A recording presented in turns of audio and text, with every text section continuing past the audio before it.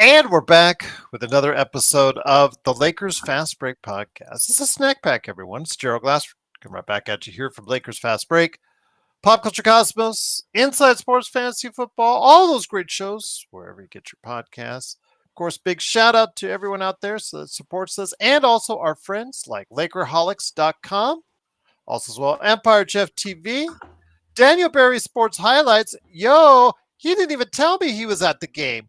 He was at the game live yesterday, Lucas, along with Raphael. So go ahead and check out what they're doing today at Daniel Barry Sports Highlights. Also, as well, of course, our good friend Stone Hansen. Of course, John Costa, Clutch Talk of Lakers Corner, Lakers Live, Legend 350. I'll be on his show over the weekend. Plus, also as well, of course, good friend Alfred Esmond. All these great people, please like and support, but don't forget to like and support us by giving us that thumbs up right there below you. Also, as well, subscribe today to get the latest notifications on when we go live on the air with the latest Lakers Fast Break. And also for our members, I'm coming up with some little things for you if you're a member. So stay tuned. You'll be getting some things over the course of the next few days from us. Little tidbits here, little tidbits there, stuff you'll get to see first. Because if you're a member, you get those little tidbits for you for just $2.99 a month from a great place that we all know and love right here at the Lakers Fast Break Podcast. Well, today, in the afterglow of Luka's debut as a Laker, we got news that the Lakers have proceeded to go ahead and find a buyout guy previously destined for Indiana, sports babies neck of the woods. So he decided to shun the Indiana Pacers, reason why they signed Jahlil Okafor, and instead, with the fallout from the Mark Williams trade being rescinded, still being argued about by Charlotte Hornets, but the Lakers ended up signing 7-footer Alex Len, journeyman center, played last with the Sacramento Kings. He was a former lottery pick, not exactly had the career intended for a lottery pick, but a 7-footer with size, 7 foot, around 250.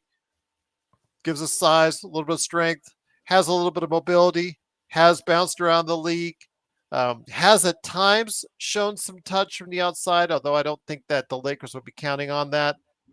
So I'm here today to ask you guys and also ask Joe Soro, is Alex Len a possible stopgap, band-aid, whatever you want to call it, for the Lakers centers issues that they might have for now and upcoming in a playoff run?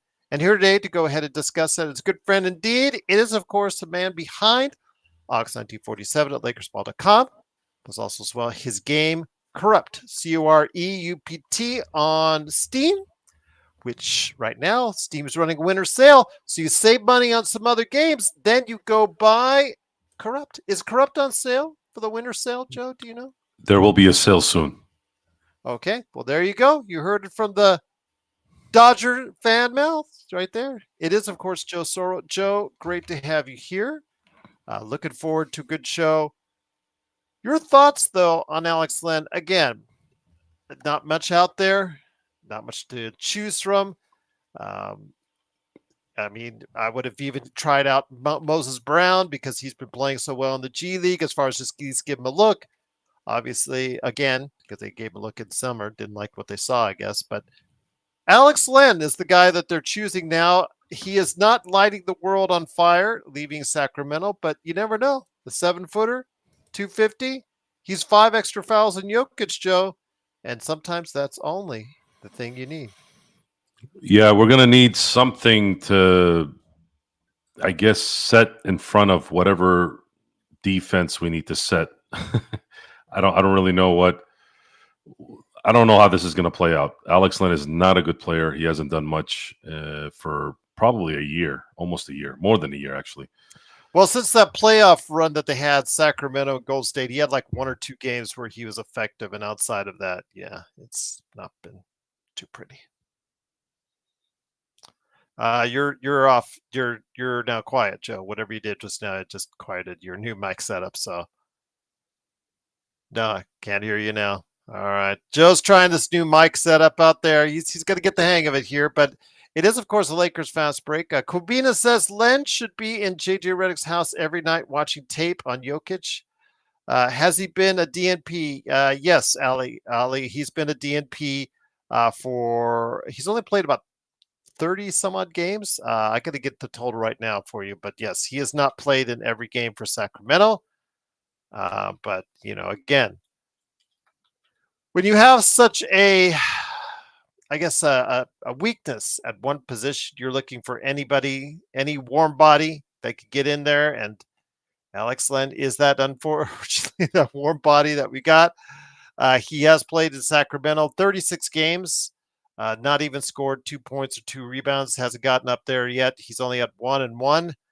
Career, he's 6-5 for his career.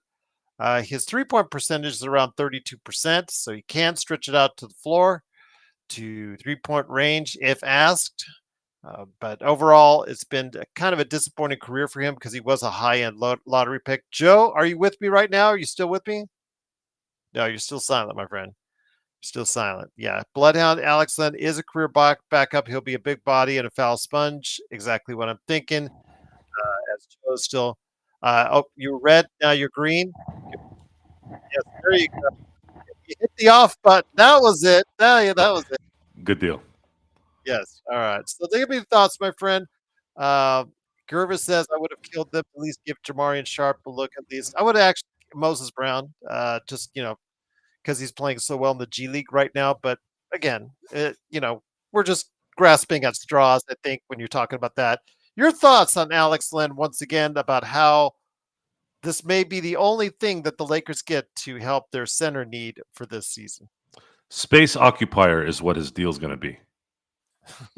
There is no other reason to have Alex Len in this team. Space occupier. He's not likely going to be used in any offensive, maybe even a defensive specific setup, but an occupier. The Lakers don't have really any other options. No team really has any other options when you see what's available on the buyout market. Buyout market usually is. I compared it to assistant coaches. There's a lot of names that can pop up that may make you feel a certain way, but the reality is they're assistant coaches or they're buyout players for a reason. That means they're not good enough to be regular rotational type players. Lakers are desperate at this point to get any kind of big in there, and there's no other way other than to go to Alex Len at this point. Guys like Alex Len. Alex Len takes up a lot of space, and the Lakers are going to likely have to outscore their opponent here the rest of the way and just do enough to where maybe they can hold off on the defensive end so that they can do what they need to do on offense. Yes, Kurt, I posted that in the WhatsApp for the guys earlier today. They still have flexibility because they did waive Christian Wood, but they still have flexibility under the first tax apron to the second tax apron, mind you, because they're in the first tax apron. Under the tax apron that they're in, they still have the flexibility to sign someone else or give Jordan Goodwin or Trey Jamison, who would be my two candidates from the two-way players, to bump one of them up, either as an enforcer with Jamison or Goodwin as a backup guard. Your thoughts? Again, we don't know if somebody else will go ahead and want an out clause at this point in time. Again, when doing so, they do give up their bird rights, which for some, let's say like a Larry Nance, who is still showing to be an effective player playing off the bench in Atlanta, it would probably not be financially advisable for him to go ahead and just walk off unless he really wants to play with a contender at this point in time. Your thoughts on where the Lakers might turn to next? Again, not the whole lot of great choices out there. Maybe bump up one of the two-way guys and cut Reddish. Yeah, that's the thing we're doing right now. But the revenge tour is over for Los Angeles with Christian Wood. So I don't know what their next step is. I don't know if anything's going to matter in the end here. Can you hear me good, Gerald? Yeah, I can hear you good. Good. I'm not going to really worry too much about it. I think Rob and the team have a good idea on what they want to do. Yes. Where the Lakers right now are pretty much a set team. Everyone knows who they are. Everyone knows that they're going to be a offense-centric team and just need to hold their own in terms of the defensive side. I don't see any other reason to look at this setup in any other way. You can wish for them to be a better defensive team, which in a lot of ways they've been playing really good team defense the last few weeks. But when they start playing the elite teams, I think that's where we're going to have to wait and see how they develop what the new guys and new bigs that are coming in, how they're going to acclimate to the setup. We have to let this team kind of do what it needs to do before we can kind of dictate or analyze what they're doing. Yeah, Ali, I would not go Koloko again. If you're thinking about who could give you some strength, 5 fouls against Luka, Jameson looks much stronger than Koloko. Koloko, yes, he does have the rim running capability, stuff like that, as far as what Jackson Hayes already gives you, and Alex Len can do a little bit of himself. I just think that if you're looking for size and strength, especially not Joe only for Jokic, but for the two bigs like Hartenstein, and also as well what they're doing in OKC. So again, this is not just for Jokic. You need big bodies against both those teams, and I just don't think Koloko at this point in time is really back 100% from what he was by taking a year off for the blood clot issue, because he is still really thin, and I don't think he could hold up in a playoff series. No, Koloko, Jemison. Is it Jameson or Jemison? I think it's Jemison. Yeah, Jemison. Those guys are not gonna hang too long. Heck, even Jackson Hayes is going to struggle against elite front lines. And Oklahoma City has an elite front line. So does Denver. If they don't get this thing figured out in terms of the offense and the flow and the chemistry, and let the defense kind of do just enough so that they can allow the offense to flourish, then there's going to likely be an issue there. Once again, it is the Lakers Fast Break. It is Joe Soro along with me, Gerald Glassford. Thanks again for watching, listening. Truly appreciate it. Of course, it is again the Lakers signing Alex Len to a contract for the rest of the season. Again, they do have the ability to sign one more if they waive. Most likely Cam Reddish. So your thoughts? Is that the route you would go?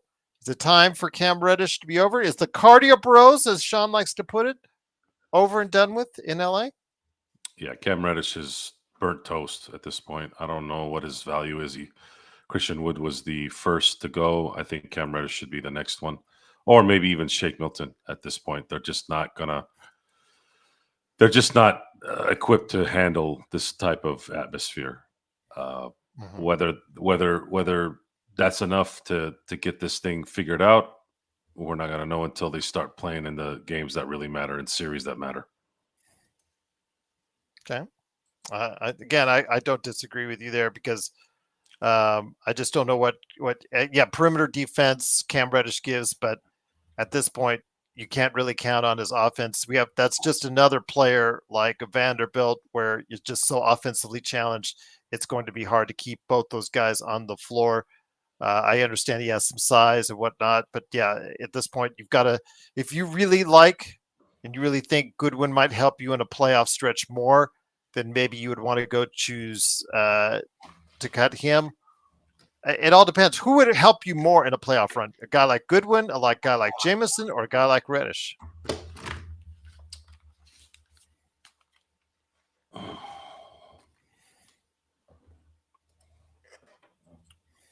The question is, who would help between Reddish and Jameson? Reddish, Jameson, and Goodwin, because you got to make a choice on one. One is only going to be, because both those two-way guys can't play in the playoffs. Goodwin has shown the last couple games that he can score. Mm-hmm. I would say if you're going to have to go with someone, it would be Goodwin. Mm-hmm. And he's been really not an NBA player for about a year. Comes in and has flourished in just the basics of scoring and things like that.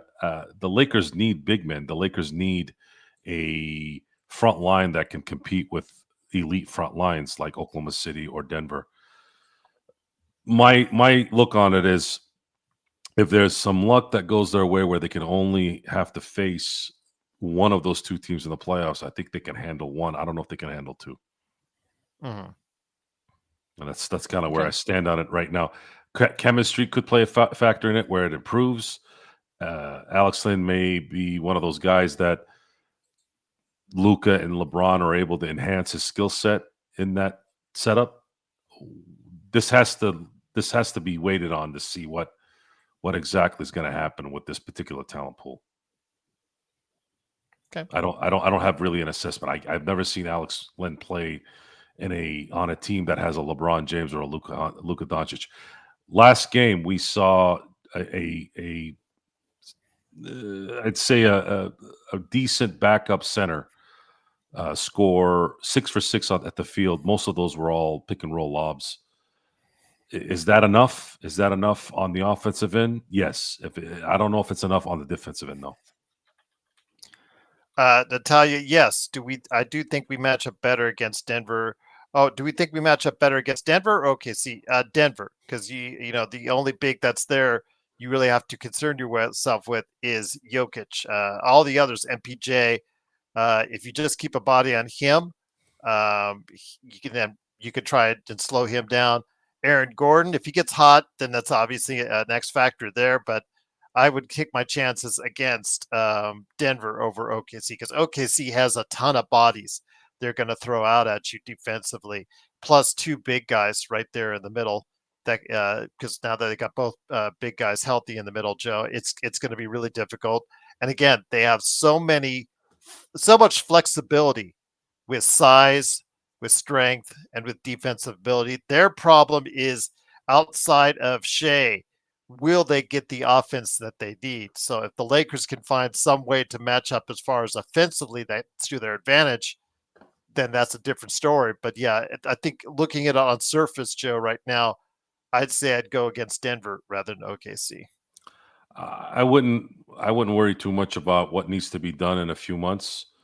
The Lakers need to focus on making what's going on right now continue to work.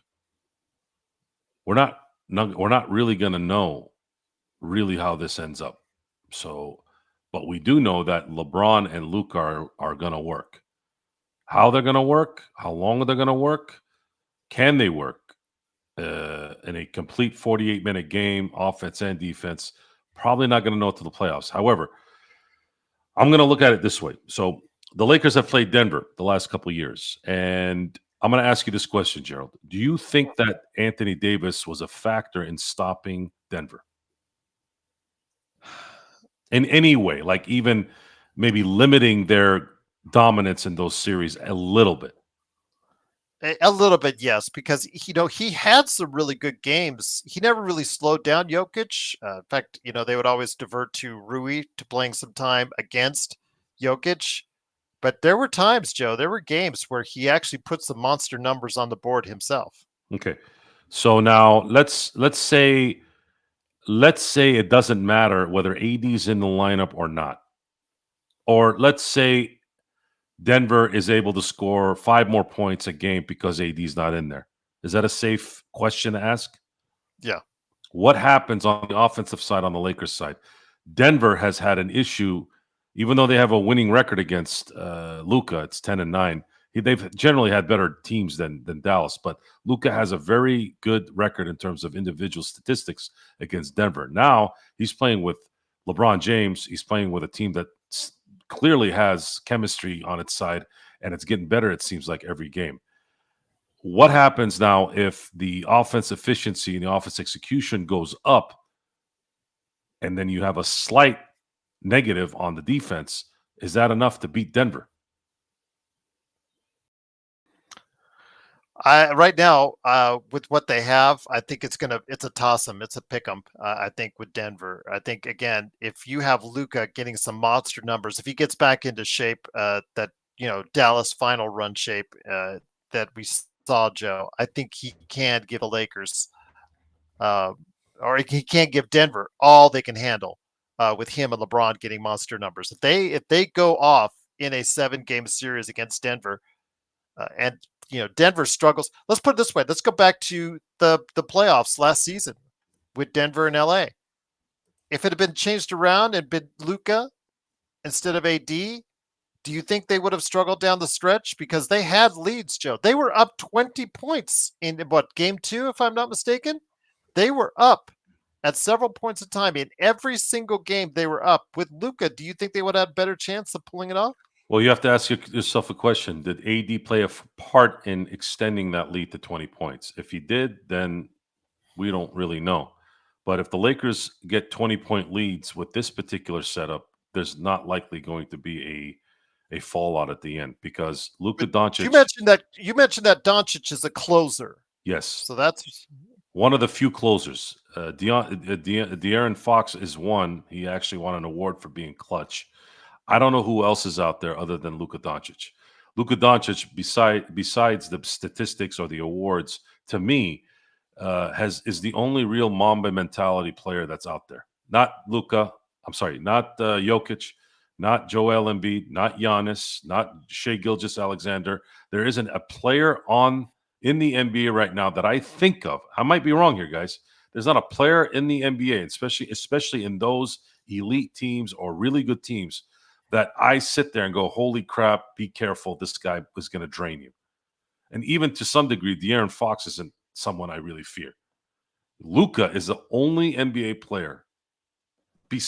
If you talked to me even 10 days ago and you sat me down and said, "Joe, who is the guy you fear the most in the NBA right now in 2025 with 10 seconds left on the floor?" It wouldn't have even been a hesitation. It would have been Luka Doncic.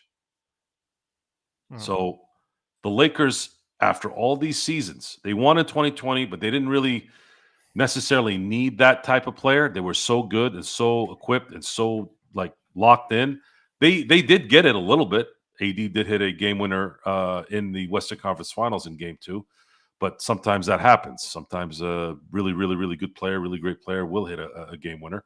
But I'm talking about consistency. I'm talking about someone day in and day out, game in and game out, that's going to put the fear of God in that team if there's a few minutes left in the game, because they know that this person can step back, shoot a three, go to the paint, distribute it a certain way, hit the mid range. It doesn't matter. That's what Luka Doncic has, and we're not going to probably see this at full throttle until maybe about 2 or 3 weeks when Luka gets into really good shape, and that'll be right around that time where the Lakers hit their really strong. They're going to hit their really strong schedule. That's where I think the Lakers are going to be able to divide themselves, whether they're going to be the 6th or 5th seed or whether they're going to be anywhere between 2 and 3. 2 and 3 and 4 are going to be huge advantages if they're able to get those seeds, because once they have home court advantage, that means they're going to be able to dictate how to start this playoff for the first time since 2012. 2020 was an outlier because that was not at home. It was a bubble. It was on the road for everyone. So I'm not going to put that in the fact. I'm not going to factor that in. 2012 is the last time the Lakers had home court advantage in the first round, where they played the first 2 games at home. want to go ahead and say this right now. Again, thank you so much for joining us. Got a nice big crowd again. It is, of course, the Lakers Fast Break. It is a snack pack. It's Joe Soro along with me, Gerald Glassford. Thanks again for watching, listening. Don't forget tomorrow, we'll bring the scoreboard and chat on the simulcast, as we always do. Playback.tv/Lakers Fast Break. Join us, possibly become a VIP, which will give you our look at inside at the game itself. But if not, you can join us in the chat or also as well on YouTube or Facebook as well. Just always a great time. And then, of course, the best post game that's out there, nowhere else. Don't go to those other guys. It's right here at the Lakers Fast Break. But Joe, again, it's going to take time for this to all mesh and really look good. But the Lakers right now, 9 out of the last 10. It's really good right now as they head into Utah. Did get the news that both DFS and Gabe will not be playing tomorrow due to various ailments that they're recovering from. Luka and LeBron are still slated to play in the game at this point in time. I do not know the status of Alex Len. I think he still has to take a physical, which in recent days has been more important than ever. But I want to hear your thoughts on the Lakers as they head to Utah again to finish off this part of the season. Man, it would be really nice to finish it off with a victory in Salt Lake. Utah is always a sensitive area to play due to its elevation and just history of playing in Utah. However, Utah is so bad right now. I fully expect the Lakers to go in there and finish this thing off for the first half of the year. Go in with an 8-game winning streak, so that when they get out of there, they can continue this role that they're in. Every win counts. Every win matters at this point when you're as tight as they are in the West. And then they're going to get their true test here in about 4 games when they place Denver in Denver on the 22nd of February. Going to get a lot of understanding of what this team is by then. And I'm thinking if Luka goes in there, drops 25, 8, and 7, and gets a win.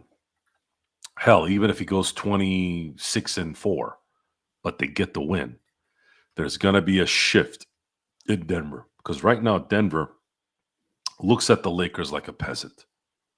They know they got them by the balls. And what the Lakers have to do on the 22nd is go in there. I'm looking ahead because I'm not really too concerned about Charlotte or Portland.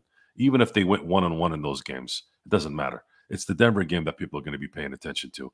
If the Lakers go into Denver and win that game, Denver's psyche, Denver's advantage is going to take a hit. And they're going to start thinking, oh my God, they have Luka now. We can't do what we did before. That's what needs to happen there. They're going to face Dallas on the 25th, although it's not going to be the same because AD, Gafford, PJ Washington, pretty much every center that plays in Dallas is not going to be available. So I don't know if there's a barometer there that you can measure on how good Dallas is versus the LA Lakers. But it will be TV heavy. It'll be very, very popular because it's very likely that Luka, being the competitive player that he is going to go in there and absolutely wreck shop or do it at the crypt. Sorry, because that's a home game. Again, do you see Denver or OKC or Memphis slowing down the Lakers? I still think they're a good matchup for Memphis, even without AD. I know that Triple J will cause some problems because he's playing some of the best ball of his career, but I honestly feel that the Lakers do match up well with Memphis. OKC is the one I'm worried about, again, because they have so many different people that they could throw at Luka and LeBron. But the problem is you have to throw out so many people at Luka and LeBron. I know that OKC might have plenty of guys to do the job. Denver, they always try to throw Gordon at LeBron. And they thought, okay, that's good because we always got Jokic guarding AD. Now it's a little different because Gordon now has to choose, who do you want Gordon matching up against? Do you want him matching up against Luka or do you want him matching up against LeBron? So now that's the problem because Michael Porter Jr. cannot stick with LeBron. We've seen that already. That's where they take advantage. As far as Murray, he can't guard very well on the perimeter. So again, there might be some matchup that favors the Lakers in a series now as well. Yeah, you can't really put anybody on Luka. You can. I mean, you're going to put somebody on there, but he's going to smoke them when it matters. Then you have LeBron freelancing on top of that. How are you going to guard against LeBron? You have Gordon's their best option for both, Joe, and he can only guard one. Right. So then you have AR, who also can ball handle in that setup. Then you have Rui, who's been hitting his shots. Then you have DFS, who's been hitting his shots. Then you have Gabe Vincent, who's been hitting his shots. The center position is not going to be hitting any shots. However, the threat of penetrating the paint, penetrating the hoop is going to open up some possibilities for the Lakers, either at the perimeter or if you commit too much to the perimeter, then you have an easy basket to the hoop with Luka or LeBron feeding the center, whoever that is at that moment. This Laker team, when it's at full capacity, health-wise, cardio-wise, everything, is going to be a problem no matter what. Now, if you look at the West, they're going to have to deal with Oklahoma City and they're going to have to deal with Denver. That's really the only two teams that they're going to have to deal with. And I say only as in, I'm not afraid of Houston. I'm not afraid of Memphis. I'm not afraid of the Clippers. I'm not afraid of Dallas. I'm not afraid of anyone in this conference other than those two guys. because Oklahoma City has a full roster. And you saw Chet Holmgren come back. He already had 5 blocks. You know he's going to do what he does. Oklahoma City has everything on point in terms of a full team ready to go on a run. Then you have Denver, who has, in my book, the MVP that's going to be this year, barring any major injury.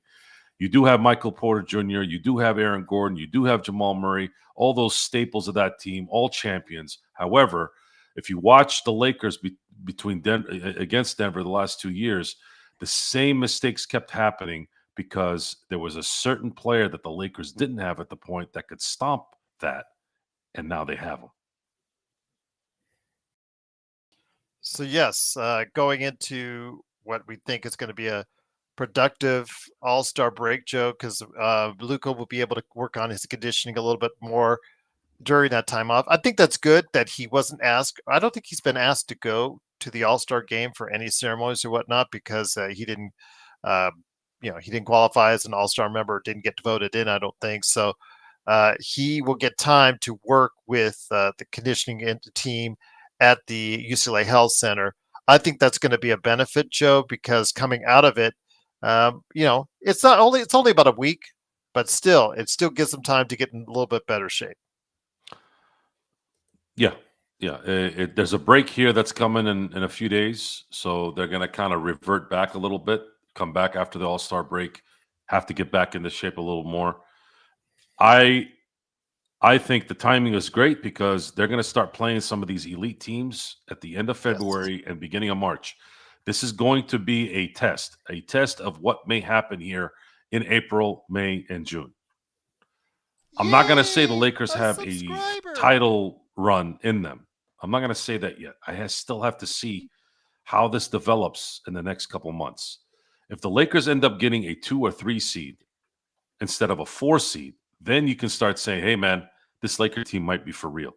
This Laker team is going to put the fear of God in anybody who plays them in the Western Conference Finals. As far as the East Coast is concerned, it's going to be Boston and Cleveland at this point. New York is good, but they're not that good.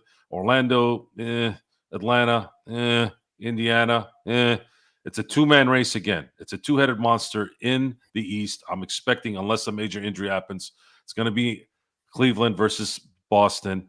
So putting all the teams together, it's really 4 teams that the Lakers are going to have to probably battle through to possibly win a championship. That is getting through Oklahoma City or Denver. Hopefully they get into a seed where they don't only have to face one team. If that is the case, that's going to be a huge advantage for the Lakers. If they have to play both, I think it's going to spell bad things in the end.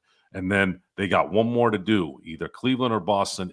Should they make it to the finals, that's going to be both teams are going to be a problem in terms of trying to get through that gamut. It's so funny because you mentioned how the schedule gets tougher after coming out of the All-Star break, Joe. We actually Sean showed the rest of the season schedule as far as the teams that have the worst or actually the toughest schedule for the rest of the season, and it sort of showed the Lakers in the top 10. I think they were 9th according to his list at that time. This was like last week. Guess who was number 1? It was Phoenix, who lost tonight and is actually in the 11th spot in the Western Conference. So for a team that kind of bungled it at the trade deadline, didn't get themselves Jimmy Butler, still stuck with Bradley Beal, didn't do much outside of Nick Richards along the fringes, did get rid of Nurkic and his contract, but yeah, we may have to readjust our thinking on which teams don't make the play-in or don't make the playoffs, because Phoenix, they don't look happy right now. Congrats to Kevin Durant on 30K. He was in the chat earlier, so thank you again. Congrats for hitting 30K. But yeah, we might have it tough, but Phoenix has a lot tougher. If Denver is not careful, they may be on the out. Right now, looking at the 11th seed versus the 8th seed, you're looking at that 8th seed versus 11th seed is only separated by one loss in the loss column. Mm-hmm. One or 2 bad weeks from one of those four, Dallas, Sacramento, or Golden State, or Phoenix, might take them out. If you look at San Antonio, there's been a lot of talk that San Antonio is going to make a run because they have the Aaron Fox. I've watched enough San Antonio Spurs basketball the last year and change. I'm going to be honest. I'm not impressed. As good as Wemby is, I'm not going to say They he's need more. They Yeah, need more. I'm from the not Spurs. saying, and they have Castle, they have Wembyama, they have now De'Aaron Fox. Maybe they needed some time to gel and maybe go on a run here. However, I'm not going to hold my breath. There's something weird going on in San Antonio, and I think a lot of it has to do with the fact that there isn't a commitment yet to a coach. I think Popovich indirectly is holding that team hostage. He either needs to make a decision, either he comes back or he retires. I know he had a stroke. I'm not being insensitive to it.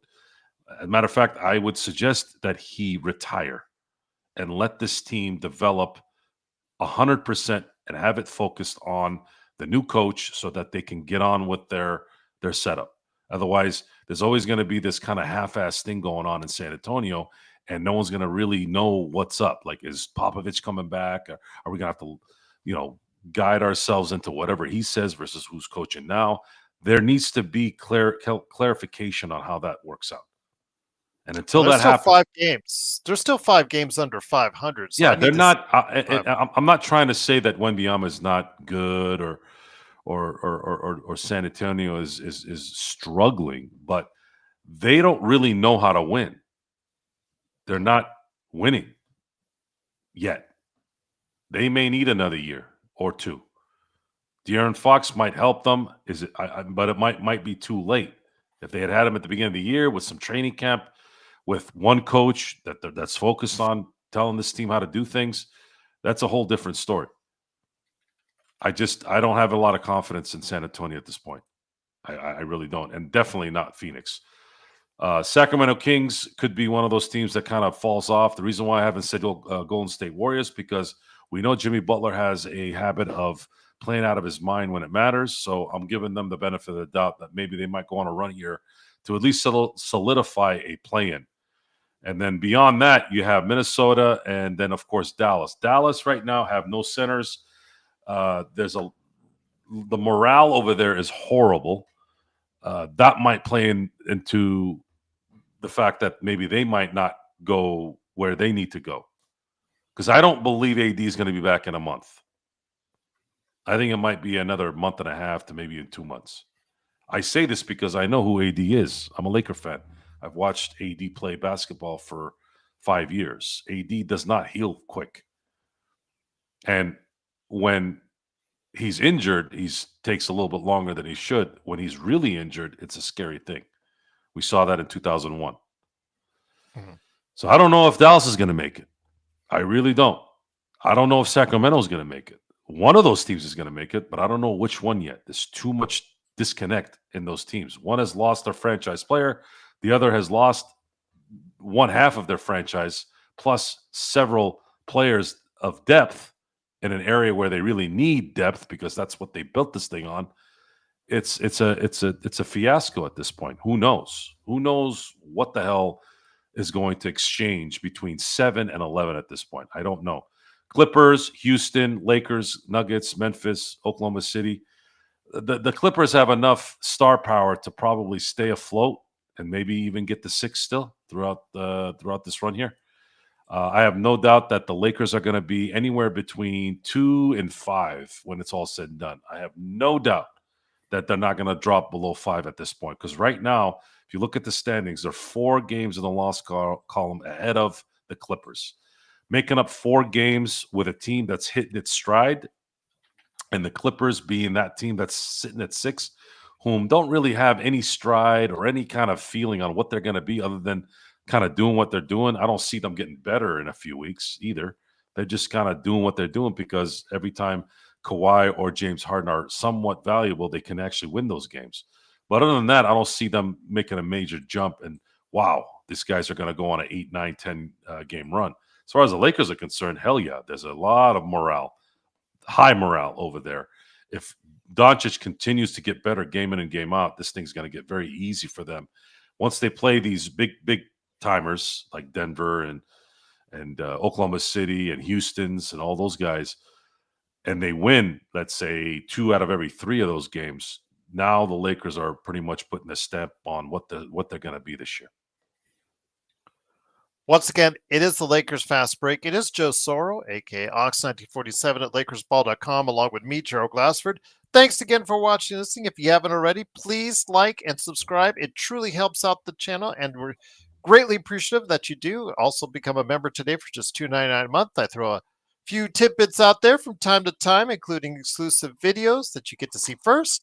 There are shorts, including the one that's been banned by TikTok. That's available only for our members at this point in time. Plus, also as well, go ahead and check out everything there, including some articles, badges, emojis, and more for just $2.99 a month indeed. But Joe, I was going to save this for another day as far as exercise, but I figured I might as well go ahead and do it now. We got a nice big crowd, and they're curious about the Lakers as we head into Salt Lake City to finish off this portion of the season before hitting the All-Star break. So with Luka having had his first game and still needed to get into full game condition from, let's be honest, Ken, he did gas out from time to time during the game, but still a 60% Luka, 70% Luka, whatever you want to say, is a hell of a lot better than the majority of players that are out there. That's for sure. So with that, Joe, and he gets into full shape as far as being able to go back to the dominant player that he is, and you have him alongside LeBron and the rest of the team there. Let's line them up. Who would you put as a power ranking right now, taking a look at just the whole NBA, the entire NBA as a whole? Let's see where the Joe NBA power rankings stack up. So who is your number one team right now in the NBA as it stands heading into the All-Star break? Oklahoma City 1, Cleveland 2, Celtics 3, Nuggets 4. Lakers would be sitting at 5, even ahead of Memphis. Mm-hmm. Memphis is a very fast team. They're very young, run and shoot type team, but that usually doesn't bode well when they hit the playoffs. Usually things slow down a little bit in the playoffs, and if they're not running and gunning, they're going to be able to get taken advantage of. That's fair enough. Absolutely. I would put Memphis, Denver, and the Lakers in that 4, 5, 6. You could toss them anywhere you like. I think they're all right around the same. But again, I think the Lakers match up well with Memphis and Denver. I think it now with the new dynamic with Luka changes the outlook on whether or not the Denver Nuggets will continue to go ahead and dominate the Lakers like they have in recent times. I don't think that will take place much longer now that Luka is here. OKC, again, you got to give them credit for what they're doing. They are doing what they need to do. They are dominating out there, especially on the defensive end. Number one defense in the league right now. It just absolutely just tearing it up there. But again, they're getting what they need out of Shea, who's, Joe, since you called him out for not having a 50-point game, I think it's had 4 50-point games since then. I think he must have hurt you, Joe. I really do. But Jay will, and like you said, everybody else that's attached to it, will they pick up the slack to help Shea put scoring into the basket for them as far as their offense is concerned? That's, I think, the ultimate question that needs to be answered. But yes, they do have a ton of different defensive looks that they give, which can pretty much slow down any team that's out there. Cleveland and Boston at this point in time is a toss-up. I'm still going to go ahead and put Boston as number 2 just because I think that, again, I think they're cruising at this point in time. I just don't think that they're playing at a serious level. And again, just reminds me of when the Lakers won all those championships. They would just not take the season entirely seriously at times. So I'm putting Boston at number 2, Cleveland at number 3. Cleveland is playing at a high level still, even to this day, even though they no longer have the NBA's best record.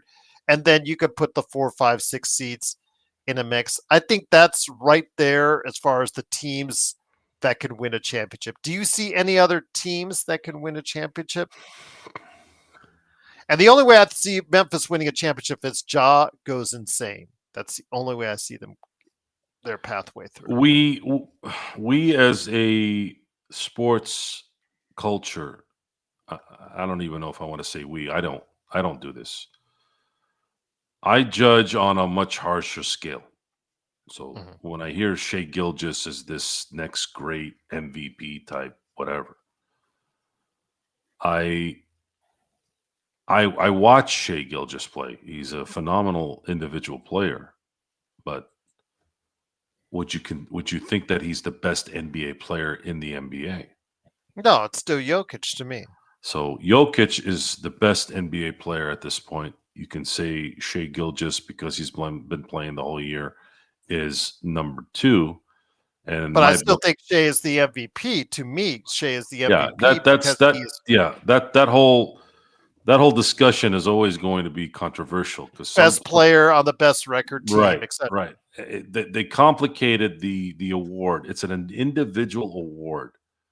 And I've said for years to avoid getting yourself in a situation where you have to justify who is what and who is better. Just give the damn MVP to the best player in the NBA. Who is the best player in the NBA? Well, Joe, he's got to make his teammates better. Fuck all that. Okay? Shut up. This is an individual award. Okay? This is, you want to say that uh, Jason Tatum and Jalen Brown were integral parts of their team winning a championship last year? Yes, you're right. They are MVPs of their team winning a championship. The most valuable player, and I'm reading this as it says on the sheet, most valuable player of the NBA.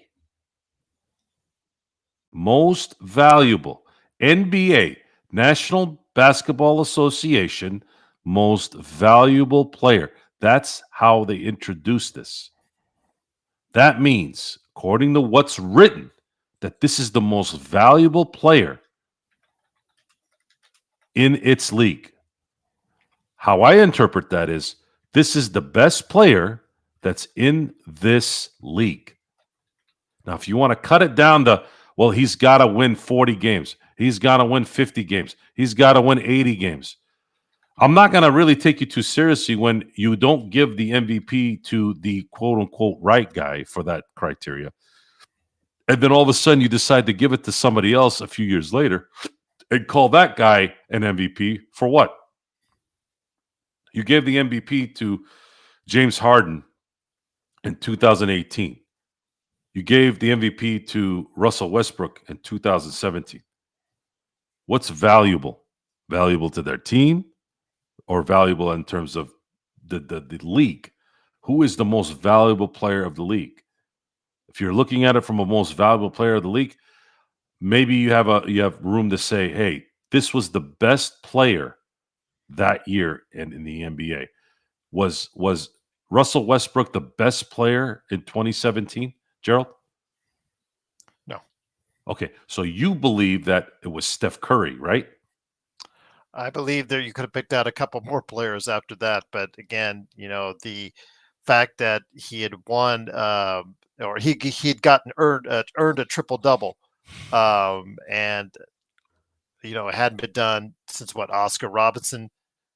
So yeah, that's again that narrative. Even OKC finished sixth that season, if I'm not mistaken, Joe. So I would not have gone with Russell Westbrook for MVP. That's just my Okay, assessment so on that. you're basing off the MVP not really as an individual award; it's a team award. A little both. I say it is a mixture of both. For me, it's a mixture of both. So I don't believe. See, that's the part where it gets complicated. This is an individual award; it should be based off individuality. The But best he was not player. the best player. He was not That the best player it in the used to world be. that year. It used to be like that, and then it changed for some weird reason in 1993. That's when I first noticed it. Mhm. I noticed it in 1993. They gave the MVP to Charles Barkley instead of Michael Jordan.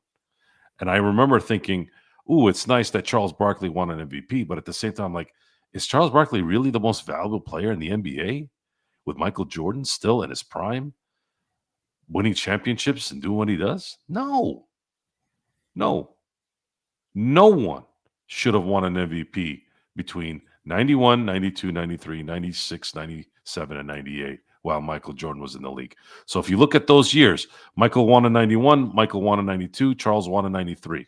No business winning MVP that year. That should have been Michael again.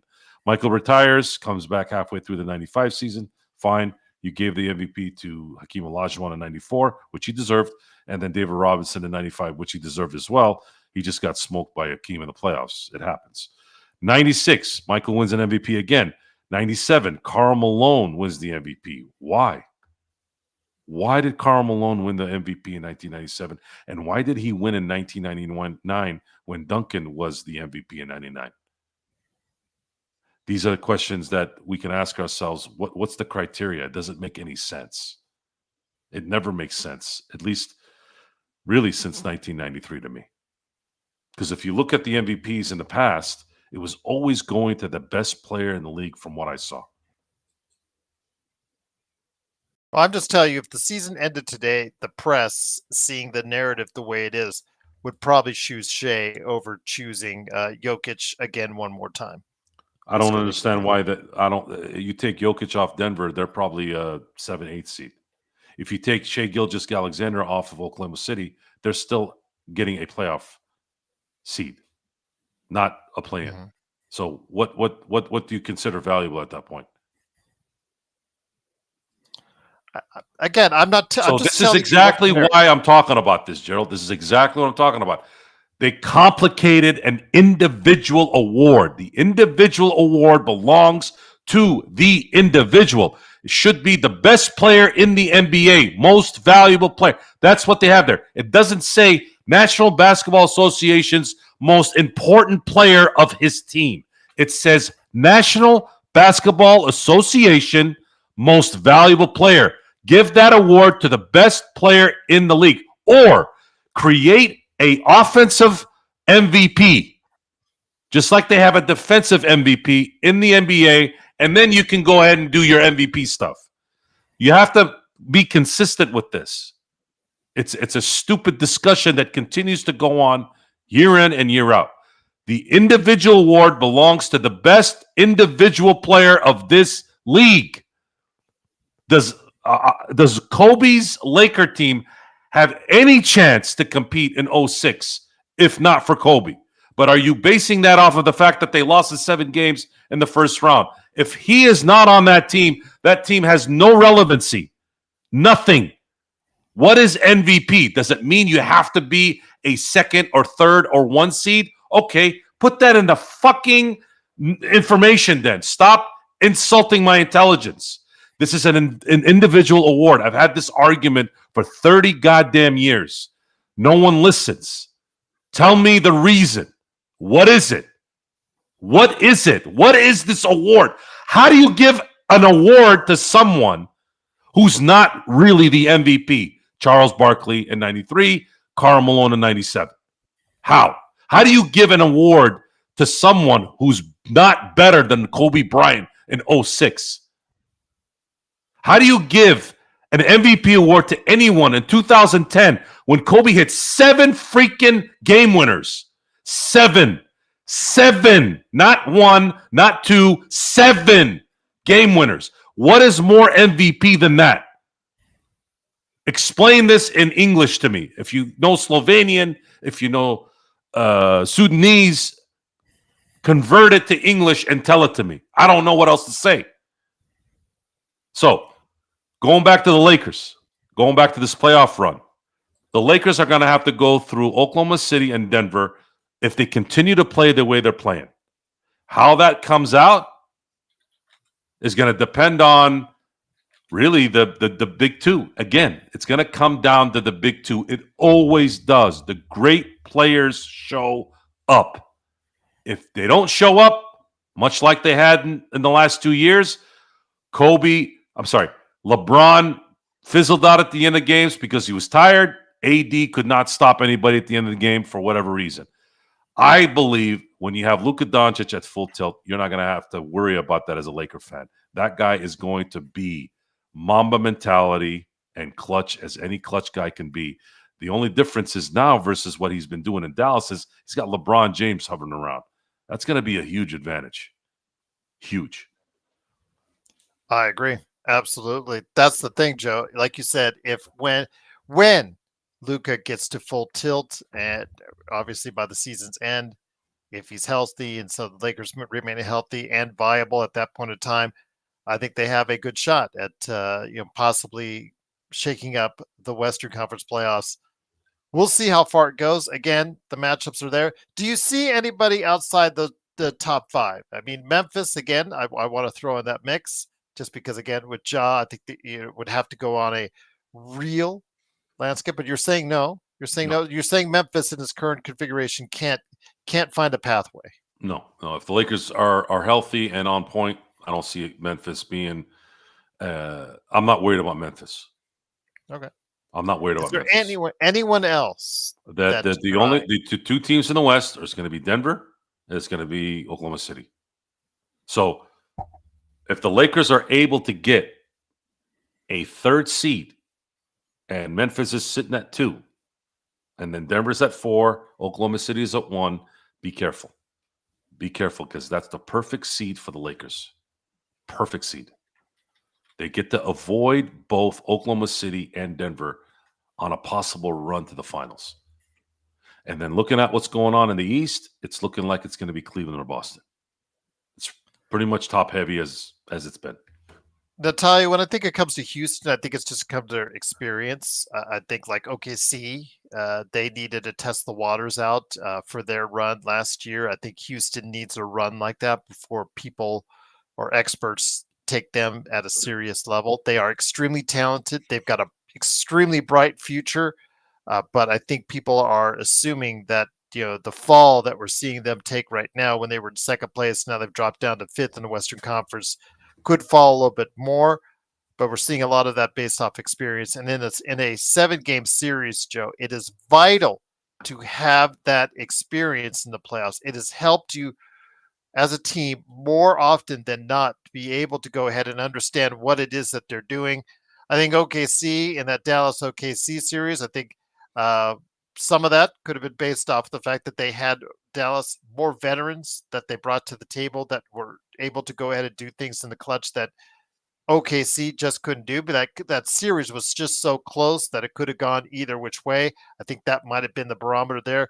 OKC has now had that, like we saw with Boston, with when they were young, especially with Brown and Tatum. They learned over the course of years, getting higher and higher, and then ultimately we saw them get to the title. This time, again, I see the same thing for Houston. They're probably a year away before you see them as a serious threat. Again, Amen Thompson, extremely bright future, but I see them as at least a year away, Joe. Houston's a big player away. I don't know if Mhm. they're going to be as good unless they get a massive star player on that team. Outside of injuries, Ali, I don't see the Knicks coming out of the East unless injuries plague Cleveland and or Boston. So, your thoughts on the Knicks? Knicks will have a chance according to how they're look. The Eastern Conference is pretty much set right now in the top 3. It's going to be Cleveland, it's going to be Boston, it's going to be New York. Regardless of how that flip flops, if Boston goes on a run and overtakes the first seed, sure, okay.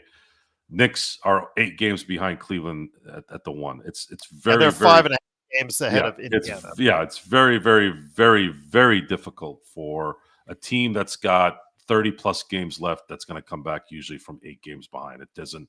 It's not something that happens regularly. However, let's just say it does happen. Regardless, it's going to be Cleveland, Boston, and the Knicks that are going to compete between 1 and 3. Pacers, Milwaukee. They're an enigma. I mean, Yeah, the Giannis factor. they're an enigma. I don't know where they are, and it's likely that they're going to continue to be somewhere where they're not. Detroit is an up and coming team. They're another team, kind of like the Rockets, where they need probably one star player to get over there to really start competing. It's very hard for places like Houston and Detroit to get that player because no one really ever wants to go to Houston or Detroit. So I don't know how that would happen unless it was done through a trade. And then you got teams in the Eastern Conference that are all under 500. So what Mhm. does that say? Eastern Conference, Yay! A unfortunately, no matter how much we want to subscriber. tout them, they Thank you. continue. Yeah, thank you, Troyville. They continue to tease us. This has been since 1999, Gerald. This is not a 10-year, a 5-year thing. 1990 damn 8. The Eastern Conference cannot get their shit together at all.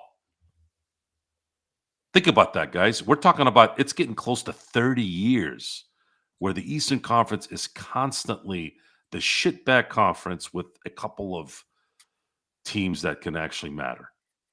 So you look at 1999, 2000, 2001, 2002, 2003, 2004, Detroit fluke title in 04, right?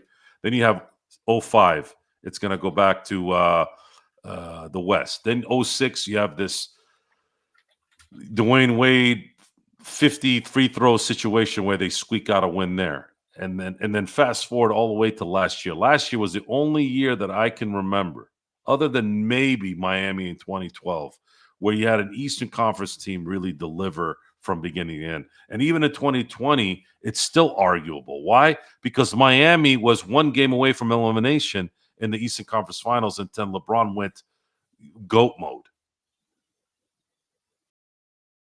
And then if you look at Boston last year, I'm not trying to use an excuse. I'm just saying this is how it played out. They played every team in the East without their number one player due to injury.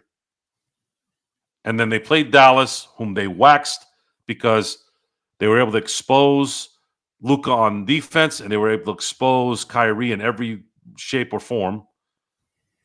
And I thought also Dallas ran out of gas with that run because Dallas really shouldn't have been in the finals last year. They made a run. They spent all their energy. They really didn't have a full capacity team to probably be a champion. It would have taken like Luka would have had to have gone another level above whatever he was doing over there, which was I don't know how much more. What he averaged 40 points a game. Subscriber. You averaged Thank 30. You, Johnny. Yeah, he averaged 30. I mean, I don't know what else you could ask for him. Kyrie was the problem in that series. If there was ever an award that needed to go to LVP, it would have been, Kyrie Irving, least valuable player as I've ever seen for a guy with that kind of power. Well, again, it's going to be interesting to see how this plays out. But the Lakers, I think, Joe, again, to say that they have an opportunity and a chance against any team that's out there, I'm standing behind it because again, if Luka and LeBron are the type of guys that can get you, even LeBron at 40 years of age can still go in a 7-game series and get you 35, 10, and 10. And that may be enough in that type of environment to get you on by into the next round, Joe. Clutch Gene is here, folks. Clutch Gene is in LA for the first time since Kobe Bryant was wearing the Laker jersey. All due respect to LeBron James, all due respect to Anthony Davis, they don't have the clutch gene. And I can sit here and explain what the clutch gene is, but I don't really feel like doing that tonight. I think you should go figure that out. Because I know there's a lot of LeBron fans out there saying, well, the statistics say LeBron hits more game winners than so-and-so. No. I want you guys to pay attention to the games the last 2 years. Forget about what the statistics say. Statistics have a place in this thing. You know, when I see somebody dropping 25 points a game, 20 points a game, 15 points a game versus 1.6 points a game, yes, you have a valid point in using that statistic. Absolutely. But I want you guys to pay attention to 9 games, the last 2 playoff series. Don't pay attention to anything else. What has happened in those 9 games? 8 of them have been losses.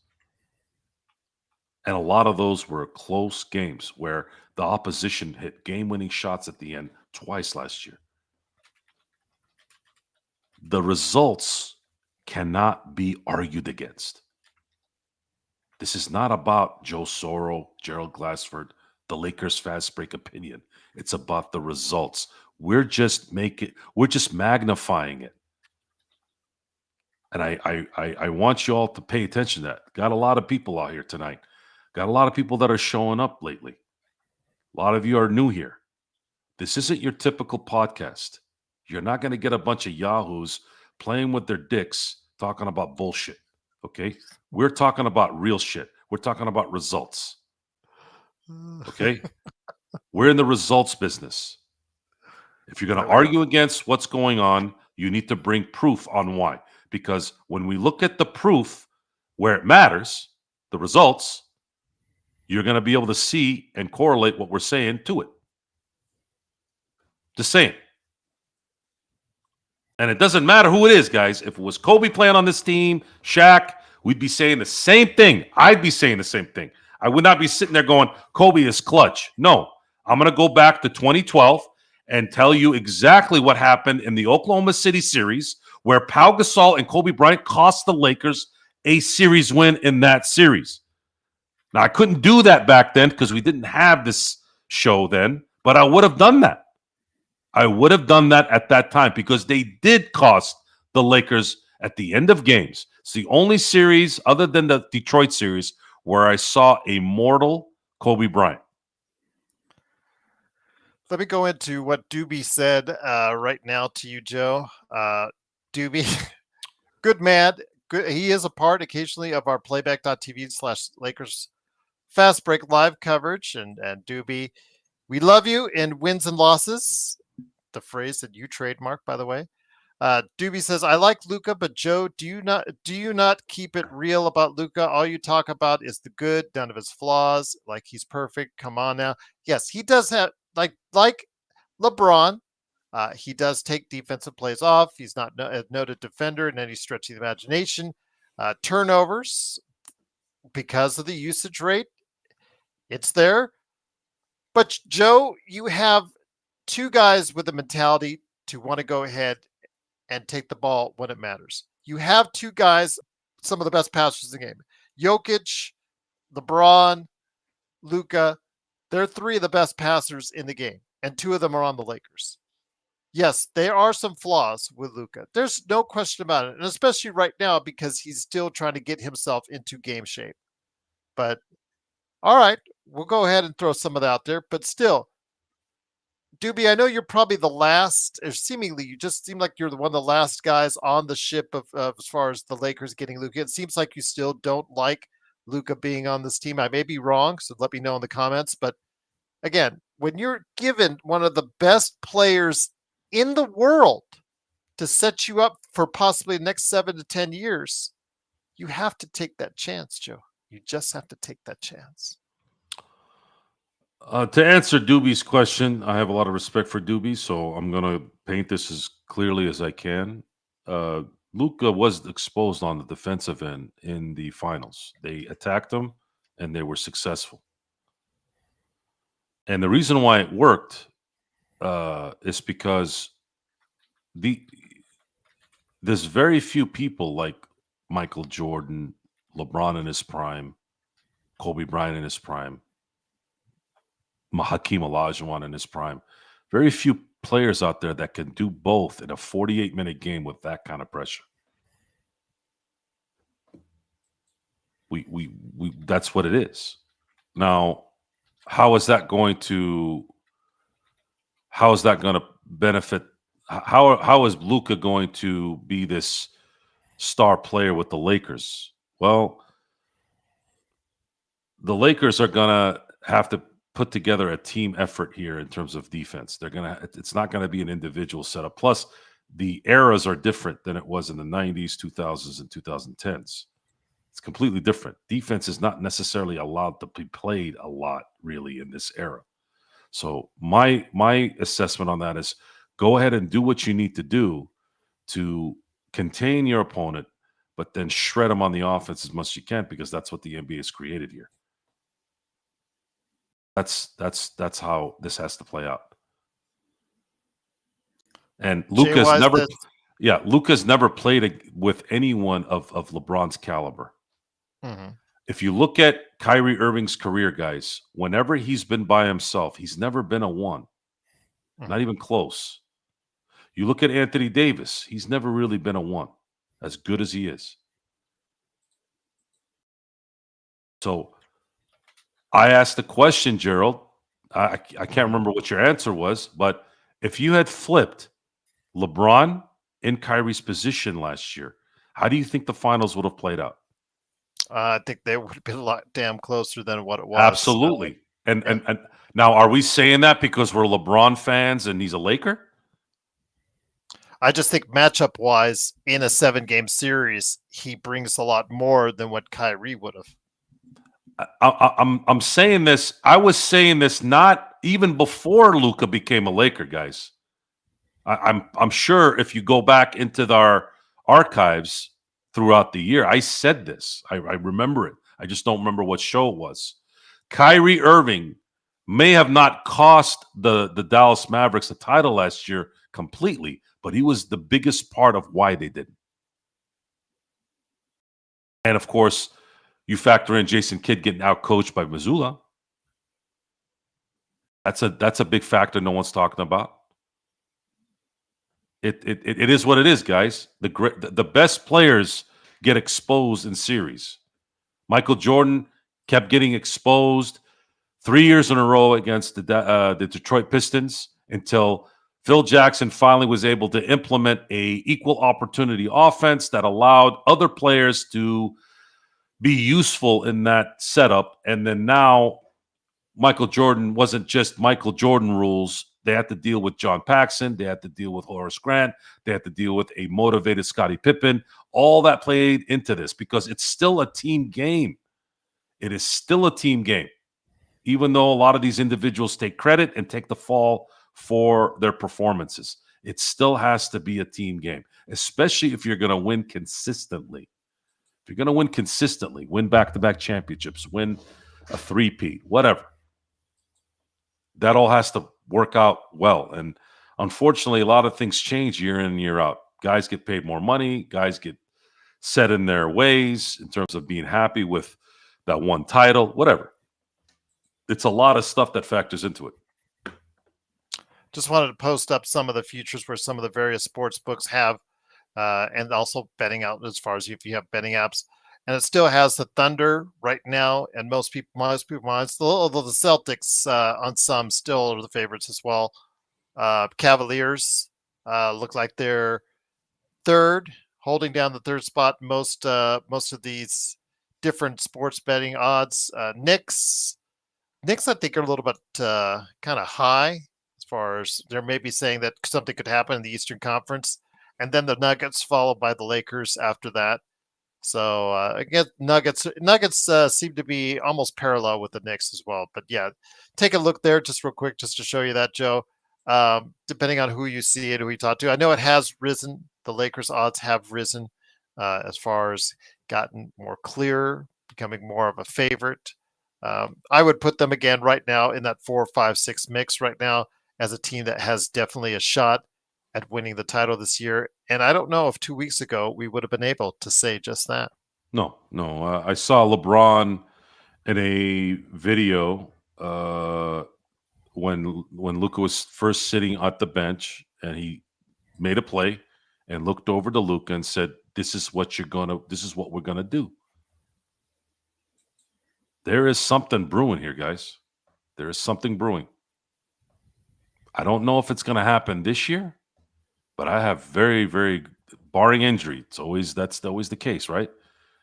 They don't get it this year. They're gonna get it. They're gonna have a very good shot next year because the Lakers organization is gonna go all in this summer in getting exactly what they want to put this thing together.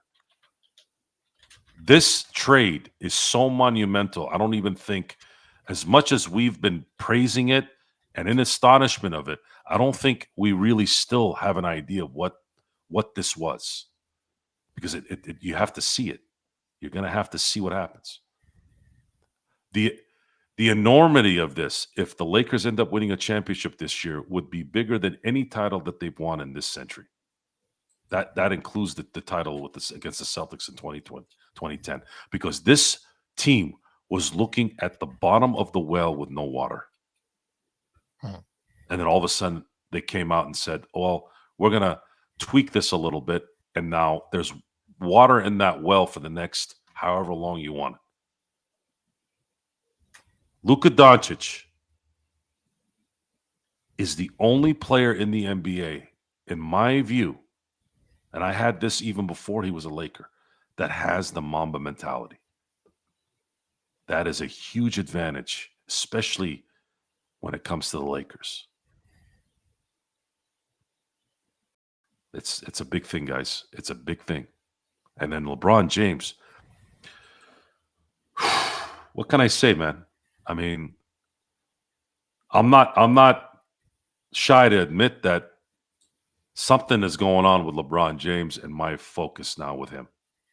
I mean, if he continues to do this the rest of the year, even if they bow out in the Western Conference Finals, but they're ready to, they come out of there and they're like, "Hey, man, we went the way we went, but we're one or two acquisitions away from getting to the finals and winning it." LeBron James is in a position right now that I can honestly say that he's now in a position to probably get to that table next to Michael. He's got to win the championship though to do it. That's the reality of that. I know it sounds unfair, but it is. He ends up winning a championship, let's say next year, even though it's 5, even though it's just 5, not 6. You can't really deny who he is anymore. He is sitting on that table with Michael. And you can argue yes or no, it doesn't matter. He's sitting at that table.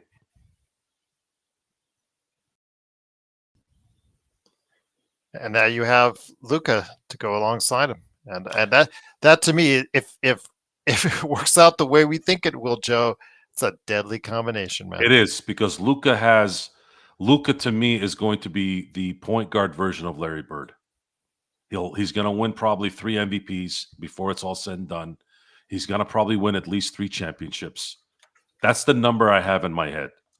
Barring injury, there is no way a 25-year-old phenom in the biggest forum of basketball on the planet, with all the resources that Jeannie and Rob can give him, how the hell is this team not going to win it all for the next decade? At least 2 or 3 times. I just don't see how it's not going to happen, because everyone's going to want to play with Luka. Everyone's going to want to play the pool. Imagine this, Gerald. Imagine if when did LeBron come to LA? It was 2018. That's correct. He was 34, right? Yes. Okay. Guys, Luka is 9 years younger than when LeBron came here. Imagine that for a second. And Luka is not high-stress basketball. He doesn't have to exert a lot of energy to get up in the air and be a fly-by act or whatever it is that a lot of these athletes are. He's not dependent on his athleticism. He's dependent on his sheer genius and how he can basically see the court. So use Chris Paul as an example, Gerald. Use Chris Paul. We've said this. Chris Paul was supposed to have knee issues in the early 2010s. He's still playing in the NBA in 2025. I don't see how Luka's not going to be an effective point guard for at least the next 10 years, let alone maybe 12. This guy loves basketball, guys. This guy has the Mamba mentality. He is addicted to winning. You don't believe me? Go on Google and go look at how this guy plays. Go. Ripping his jersey off, yelling at Gobert after he hits a game-winning 3. This guy wants to win, and he not only wants to win, he wants to take your heart out, eat it, shit it, and give it back to you. That's a good way to say it, of course. That's the way that Joe likes to say it. Again, it is, of course, the Lakers Fast Break. It is a snack pack. Don't forget tomorrow, it is, of course, playback.tv/Lakers Fast Break. I'll put it here in the chat here in a second. Go ahead and join us for the simulcast, either on Playback or also as well YouTube, Twitch, and also Facebook as well. You can go ahead and follow along the scoreboard with us in the chat. And if you are one of 20 people, we do give out and have 20 VIPs on Playback so you can see what we're watching as far as the game feed is concerned as well. First come, first serve. But if you go, we get the next person in line, just to let you know right there on Playback. But also as well, of course, we do have the best post game in town right there after the game, right there for you at the Lakers Fast Break as well. But Dylan, I do not know if he's eligible yet. No one has claimed as far as he's not on the injury report or at all. He's not listed as of yet. He may have to go through the physical before he is cleared to go. I'm not sure if he will be playing in Utah or not. I think they could get a bye without him, Dylan, and plus also get him more acclimated over the course of the All-Star break. That's probably what they would do, in my opinion, even though they will not have DFS or Gabe in the lineup as well, because both those players will also be out against the Lakers. That's the latest injury report as of this time. But speaking of centers, and speaking of the fact that we got Alex, the trade that never seems to go away. Again, if you didn't get wind of it yesterday, Charlotte, who was so happy in their public statement to get Mark Williams back. We love you, Mark Williams. We just are so glad to get you back. The next day said, we'd really like the Lakers to have him. We kind of are questioning the Lakers rescinding the trade. We'd really like to go ahead and have all that good stuff we got that we had for just a moment, but had to give up back up. Your thoughts on this, and also as well, when it comes to Dalton Connect, I've heard a lot of people speculate and stories that are out there about him being disgruntled, about learning a hard way about how life in the NBA is a business, about his possible discontent in coming back to the Lakers. I don't know how you could be discontented about coming back to Lakers when you have obviously going back to a much better team. Maybe it's just the process of being traded. I don't know. At this point, Joe, again, this is the trade that might never die. It has to be resolved at some point in time if it finalized, because Williams and Connect have got to play at some point, and Reddish too, for that matter, in case he's waived. He has to move on with his career.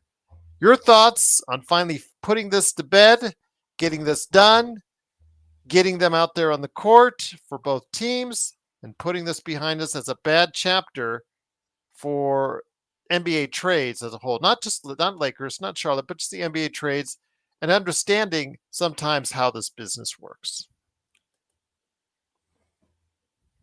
Yeah, it is a business, guys. Can't get your feelings hurt when you get traded or find. I mean, if Luka Doncic can get traded, who the hell are you? Who's the hell's Dalton Connect? Luka Doncic just got traded. A man who wanted to be where he was. A man who had just bought a $15 million home in a city he thought he was going to retire in. So who the hell are you? Who are you to get butt hurt? Michael Jordan played for the Wizards, folks. Who the hell are you? You all got to kind of wake up at that point. I know it's easier said than done with me sitting in my house doing whatever I want, but come on. We got to get over this, okay? Prove that they were full of crap at this point. How else am I going to tell you how to do this? I shouldn't be I don't know. I'm a nobody. You shouldn't be listening to what the hell I say. You should be listening to common sense at this point. Get in there, start making those open shots, and you'll see how quickly they realize, hey, we can't get rid of this guy. Otherwise, dodge the bullet. Otherwise, you justify why they were trying to trade you. If you suck ass the rest of the way, then you're proving them right. There's really no worry at this point as a Laker fan. There has been a massive 180 in the last 9 days. You have to come to grips with it, folks. You have to come to grips when you're wrong. When someone clowns you, when you're wrong, you have to come out, admit you're wrong, and that you got clowned. And then at that point, you give them props. That's what Jeannie and that's what Rob did. And that's what LeBron is doing. And you give them props. Hey, what do we keep talking about? Show us. Give us the results. We didn't think they were going to be able to do the results. I didn't think so. They had no indication going on that they were going to do anything close to something like this. But they did. And now we eat shit. And that's it. We support it now. We eat shit. And you apologize, whatever it is that you want to do. And now you start really going all in on what's going on. And understand that this is not likely going to happen again. We can't ever sit back and say, oh, these guys don't know what the hell they're doing. They got Luka mother effing Doncic at 25 years old. What are you going to tell management at that point? The biggest heist I've ever seen in my lifetime in any sport. It'll be stamped when Luka wins a championship in LA, and that's when the stamp is official. However, I don't see how the hell this team is not going to win a championship with Luka Doncic. Because history says anytime the Lakers get a star like this, they always at least win one. Always.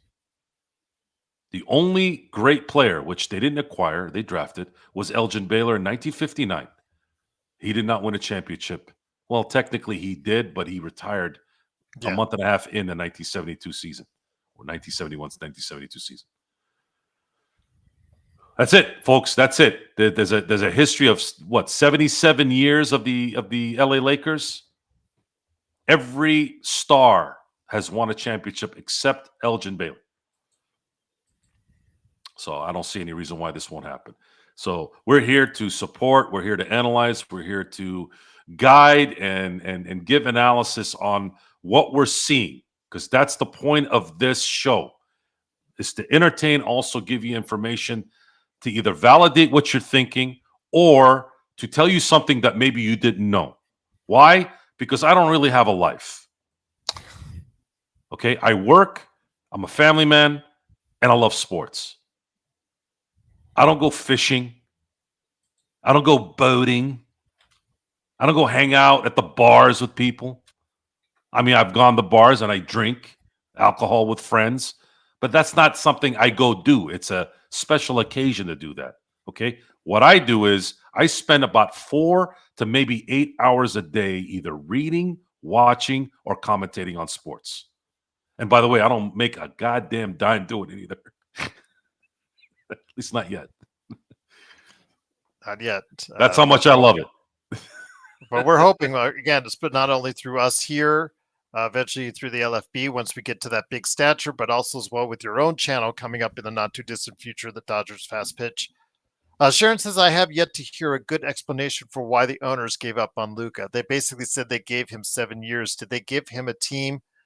I mean, they got to the NBA Finals, Sharon, but again, at the latest comments that were made over the course of the weekend by the Mavs owner, stated it was about the culture, the question about his commitment to the team, Luka's commitment to the team based on his conditioning, and also the culture and how they wanted to go ahead and get AD or bring something in there that brought better culture to their team. They're what, less than a year removed from being in the finals against Boston, Joe. Again, I don't know how much better culture you're going to have without, of course, Luka, and we're seeing it now fall apart in Dallas as we speak. I mean, all their big guys are just falling down like trees. I mean, Powell's out, Lively's out, Gafford just sprained his knee, and of course, the big injury of all to AD. Your thoughts, my friend, on Dallas? I mean, at this point, can they just outright say they just didn't want to commit the $345 million to Luka in the offseason? It is of no concern to me, Gerald. Absolutely no concern. I don't give two shits about who the owners in Dallas are, what they do, who they trade. The Mavericks looked like they were assembling a team to win a championship last year, so kudos to them. The problem is they stopped doing it. For whatever reason, I couldn't give two shits about what Dallas does from here on out. I don't care if they exist. I don't care if they go to Vegas. I don't care if they go to Zimbabwe. I don't give a shit what Dallas does and who their owners are. I don't give a damn. Okay? All I know is Luka Doncic is an LA Laker, and he is going to be treated the way you're supposed to treat stars. And that's one thing you'll never deny a Genie bus or any bus ownership, how you take care of your stars. And Luka already knows he's in a different place. It sucks for him because he was settled where he was. He was happy where he was. But he's gonna quickly find out that he just went from a mansion to a palace. Mansion is still good. He is in a palace where he's going to be king in LA. When you're loved in LA, there's nothing like it. Go ask Shohei. Go ask Mookie Betts. Hell, go ask Teoscar Hernandez. Go ask Kike Hernandez. They love you in LA. You are an icon even before you're an icon in LA. And Let me go ahead and ask you. He is a magician. I'm sorry, I keep doing this, Gerald. I'm sorry. He is a magician on the court, which LA is very used to magicians on the court. This whole thing started from that man, Magic Johnson. And now you have Luka Magic coming. What better way to celebrate this? Doobie has a good question. A Sin Blades related question. And if you live in the Southern California area, all you new viewers, listeners, if you live in the Southern California area, Joe owns a business called Sin Blades, SYN blades.com. Sin with a Y, blades.com. Takes care of you as far as you're transforming your lawn into something much different and something much more spectacular and beautiful than it is today. Sinblades with a Y.com. Doobie said, question, Joe, if at sinblades.com, it's Sinblades, if your best employee were immature and lazy, would you give them a raise or get rid of them? Because again, Doobie is not getting on that Luka ship willingly anytime soon. It's very difficult to be lazy and stupid in my industry. You can't function. The work in my industry is hard labor and brain activity. If you're stupid and you're not working hard, you're not going to be able to create a good product. So I don't know if you can really compare the two. And I can't really understand someone like Luka being lazy when he's essentially dropping almost a triple-double in the high 20s and scoring every game. So what difference does it make if he's got 15% body fat versus 8% body fat when he can bust your ass game in and game out?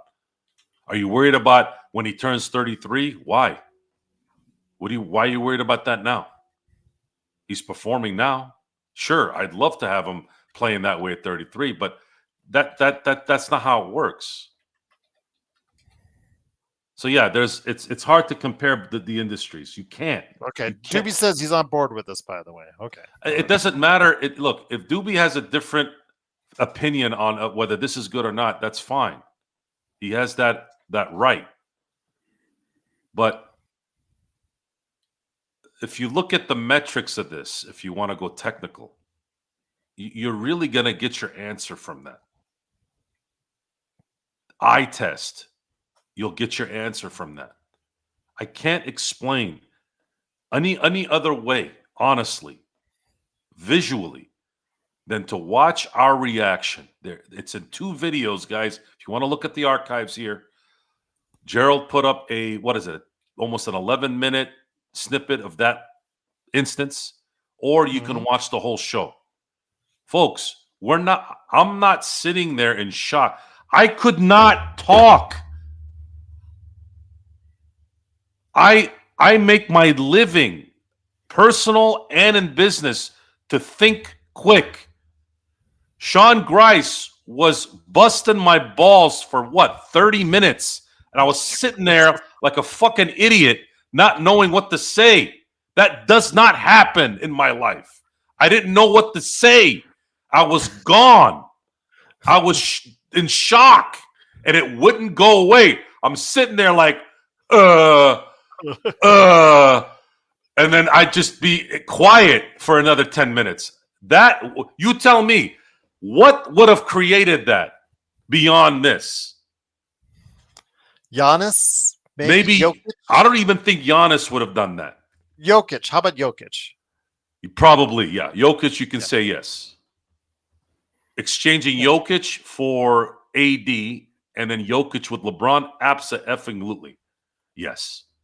But I don't think it still would have been as crazy as Doncic, because Doncic, in my book, is gonna be better than Jokic in the end, which is crazy to think that.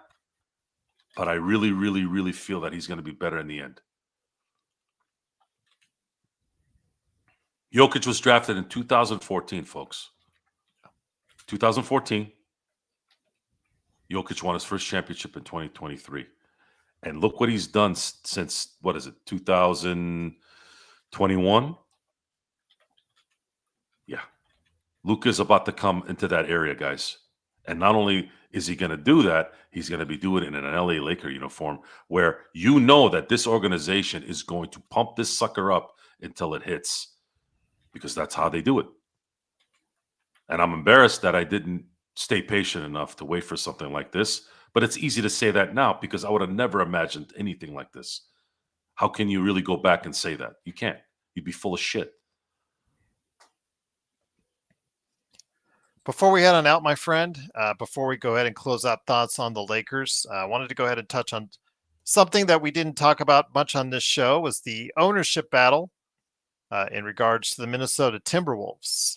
And reason why I say that is because it looks like the duo of Mark Lore and Alex Rodriguez, by a 2-1 vote in an arbitration ruling, now will become the owners of the Minnesota Timberwolves. And the only reason I say this might be important is because the fact, Joe, that leading up to it, well, I would say fact, but there was a lot of reports saying about how those two would look at streamlining the team a little bit differently, because the fact that they are going to become costly, as Edwards, Reed, all the other players that are on the team.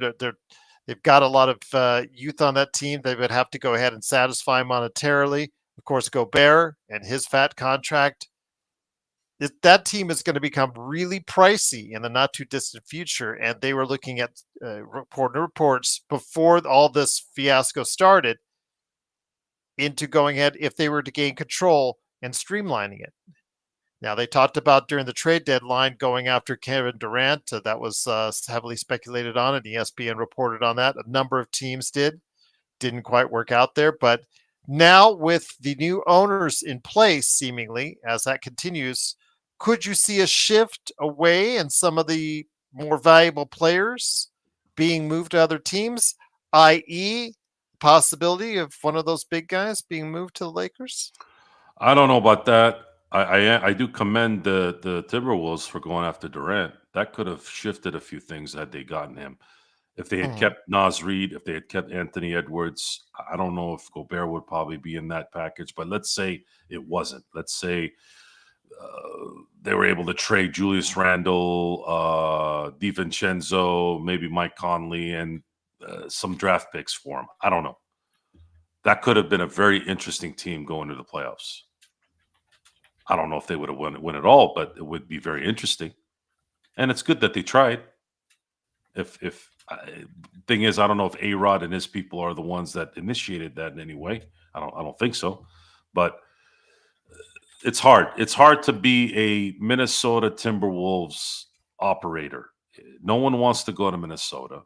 You have to draft all the guys that you want to be there, or you got to pay a high premium to get players to come over there, i.e., somebody like Rudy Gobert. Julius Randle was part of the Cat trade, kind of collateral damage at that point. The NBA is too strict to the NBA is too strict to really have kind of a next level vision to run the team, unless something like what happened with Doncic happens to your team. A lot of people were talking about, well, why didn't you open up discussions with other teams? Folks, Luka Doncic is not going to stay in Minnesota. If they had traded him to Minnesota, he would not have stayed there. If they traded him to Milwaukee, he probably wouldn't have stayed there. So what they did is they figured out, where is Luka going to go where that team is going to say yes to a deal we want, and we can get something in return that we want. That's exactly what happened with Dallas. That's why it turned out the way it did.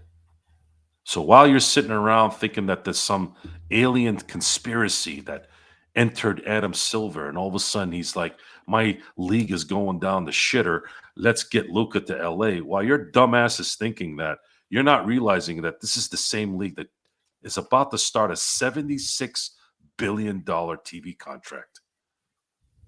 Stop believing everything you fucking hear on TV. No one is signing a $76 billion. Did I say that again, Gerald? Billion, not million, billion-dollar TV deal. And all of a sudden, oh, ratings are down. Oh, the league is falling down. Folks, if falling down is collecting $76 billion on a TV deal, then please drop me off of the stairs.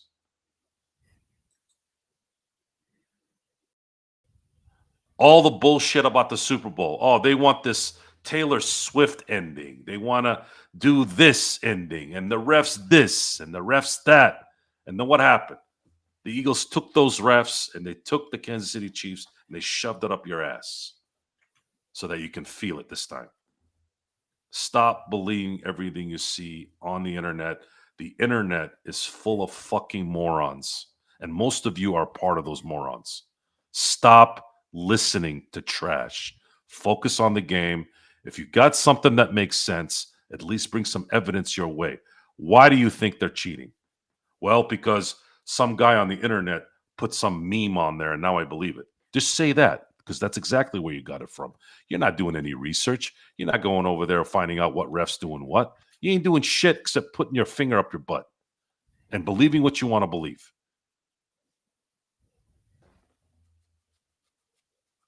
Am I wrong or am I right? I don't know.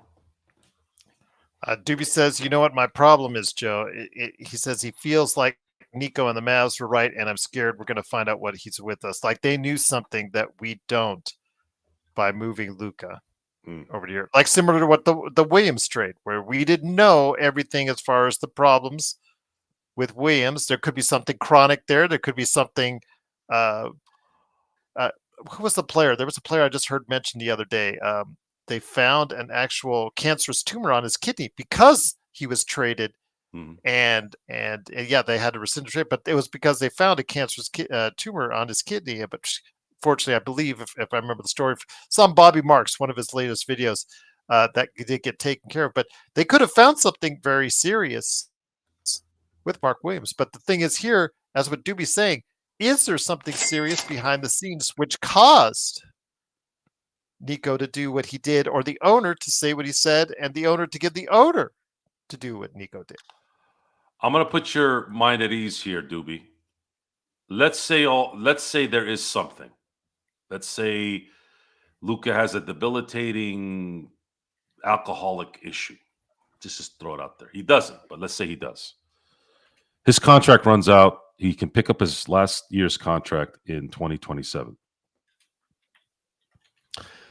AD's contract wasn't going to finish until 2028. We had made it very clear that the Lakers were not likely going to win a championship this year. And if they were not going to win a championship this year, definitely not going to win a championship the following year. Why? Because they still would have had to have paid AD and LeBron the money that they're paying them. Who the hell else is going to come other than some low-rent MLE pickup or some veteran minimum pickup, correct? They could trade Austin Reeves. They could trade Rui for some player, but who? Who's going to be out there? What third star is going to be out there that's going to be traded to LA? Who knows? Probably no one. So fast forward to Luka. Luka all of a sudden has a debilitating injury where he's not going to be able to play anymore. The Lakers are out of that contract at the end of 2027. They get to start over. That's the end game, worst case scenario. You take that risk because now you're 1 year ahead of rebuilding and LeBron isn't on the team. You then can go and build the next dynasty, the next team that can play, whatever.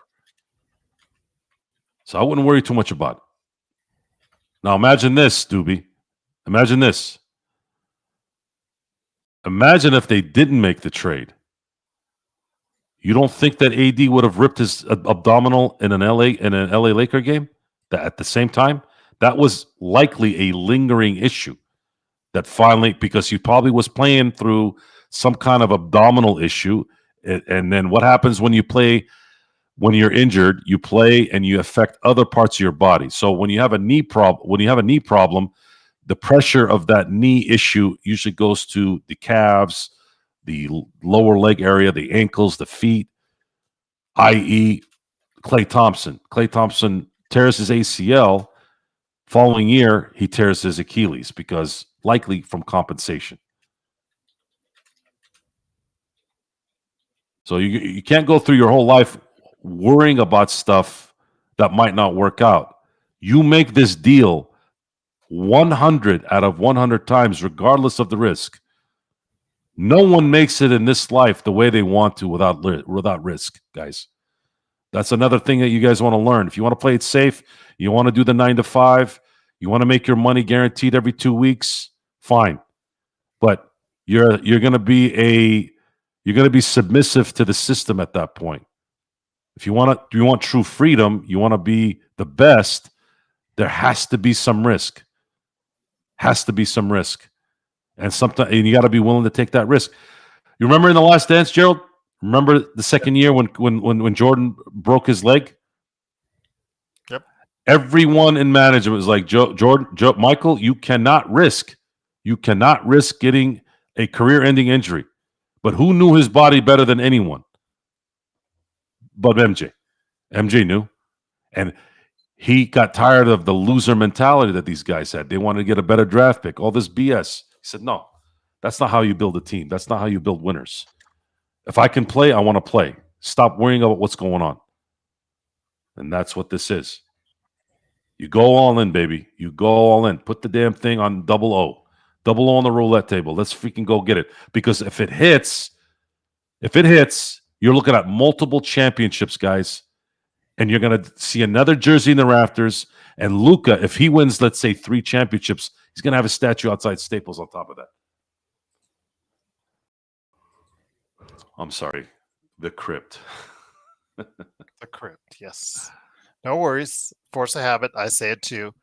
But before we head it out, just wanted again to give you a status report. LeBron James, Austin Reeves, probable. Luka Doncic, so good to see him as a eligible player. And Bronny James, I'll leave that to your interpretation on Bronny, are questionable. With DFS, Maxi Kleber, Cam Reddish, Gabe Vincent are out. I know that some people was mentioned in our WhatsApp chat earlier today about Maxi Kleber coming back sometime in April. Again, if he does, that's an extra body. It's, great. He is not the player he once was when he signed that last contract of his, and his numbers have gone in somewhat of a tailspin even before he got hurt. So anything we get from him, like for instance Alex Len as well, is a bonus. But for tomorrow, Joe, with what they have, even without DFS, Gabe Vincent in the lineup, I still think they're going to get it on done. Yeah, they should. It'd be nice to end this on an 8-game winning streak before the break, much needed break. They come back. They play Charlotte, which I believe they should beat, and also Portland in Portland. And then the big games start coming right after that. Win the games you're supposed to, keep the momentum going, and then be competitive in these tight games. Even if you lose these games in tight games, it's okay. You still can take something from them. I'm looking forward to it. I'm looking forward to that feeling of opportunity instead of dread. Because I felt dread with Denver for a while now. It's like, are they going to really win this? Are they really going to do what they need to do? I'm telling you right now, Gerald, if the Lakers win that game and Luka drops 28, 11, and 10, all that stuff that's happened in the last couple of years is going to go away. Denver's not going to feel invincible against the Lakers anymore. They're going to be like, oh, crap. Now this guy's here. That's what's going to happen, especially in Denver. The crowd will feel it. Now, if you want to put a button on this, him hitting a game winner, that's actually what I want more. If you came to me and said, you want a blowout in Denver or do you want a game winner? That's going to be a hard decision for me. That's going to be a real hard decision because they've been losing a lot of those games, if not all of them. And then now you have Luka coming out of nowhere, drops a game-winning 3. Now, does that affect Denver more than a blowout? Because they could always just say, well, they got us on a bad day. But if it's a last second shot, they'll be like, man, we played our asses off. We had the lead going into the last minutes, but this time they have Luka, and Luka made us pay. Feels good, man. That having that opportunity feels so good right now. It does. And I'm looking forward to going ahead and seeing more of it tomorrow on playback.tv/Lakers Fast Break. I put it there in the chat. I'll put it up here in a second right there. But before we heading out, we got a super chat. Truly appreciate 805 dropping that for us. So, my friend, the question is for you as I try to find it and recover it. Yes. Would you rather be killed by a tiger or a bull? Damn. Bull. I don't know. You want to be gored to death? Yeah. Okay. The gore could hit you right in the heart and you'll be dead. But a tiger is going to eat you while you're alive. Yeah. Okay. I'll go with the bull as well. It's a bunch of bull, but what are you going to do? But yes, please join us, playback.tv/Lakers Fast Break. And then, of course, the best post game that's out there is, of course, right here at the Lakers Fast Break.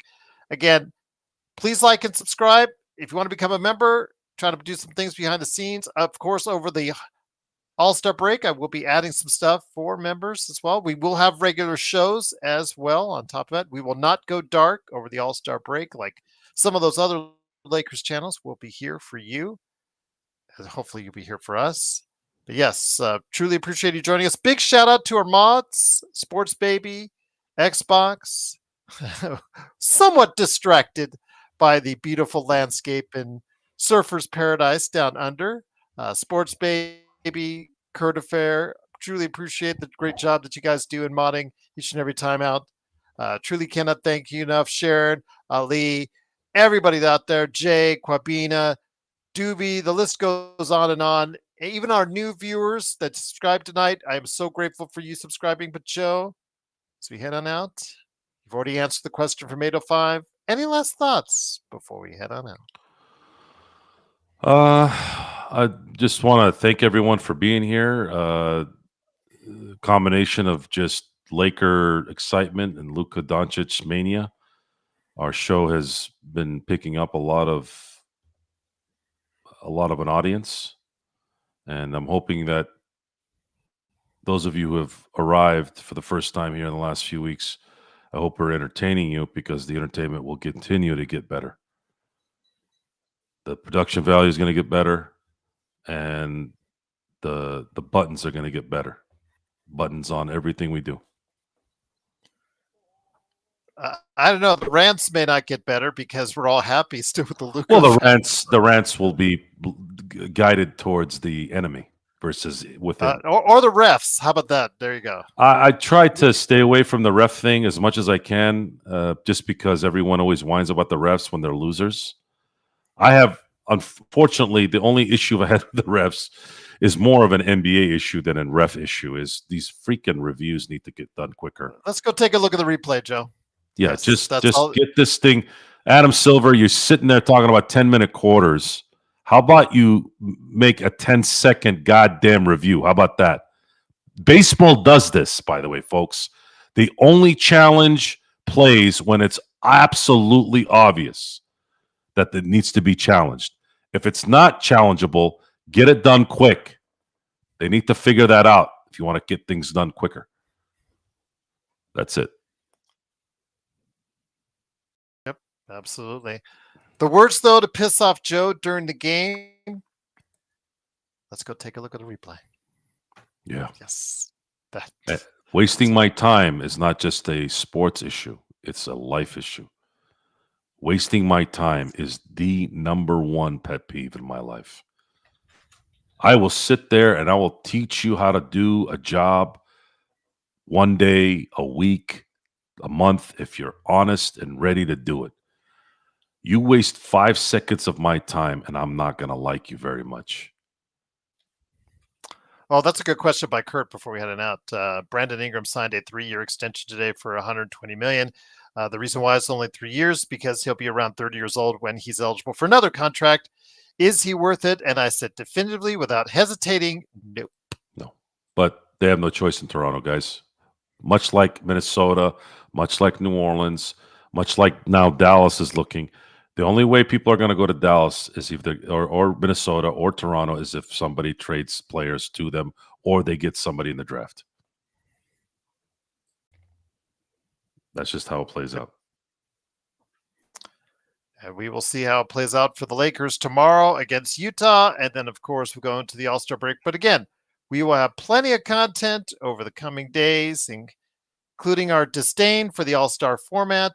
We will not be watching the All-Star game, although if you guys want a playback of the All-Star game, I'll see who might be interested in doing that. I will not be watching it. I'm sorry. I got better things to do. Watching paint dry, I think, would probably be something I'd rather do than watch the All-Star game. But if you guys want, and if it's available, you ever watched paint dry, Gerald? You ever watched paint dry before? Yes, I did. Actually, in this room right here. Yes, I did watch it dry. So I could put up all the stuff behind me. So yes. You'd rather be in that room watching the paint dry before you put the posters up than watch the All-Star game? Absolutely.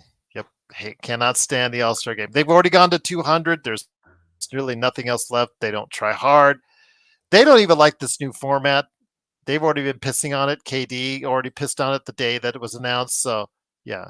Well, those people, those idiots should take fault in why it's like this. It's because you assholes played like bums because you got to get paid for every second you do something instead of having some pride and representing your league like the your forefathers did.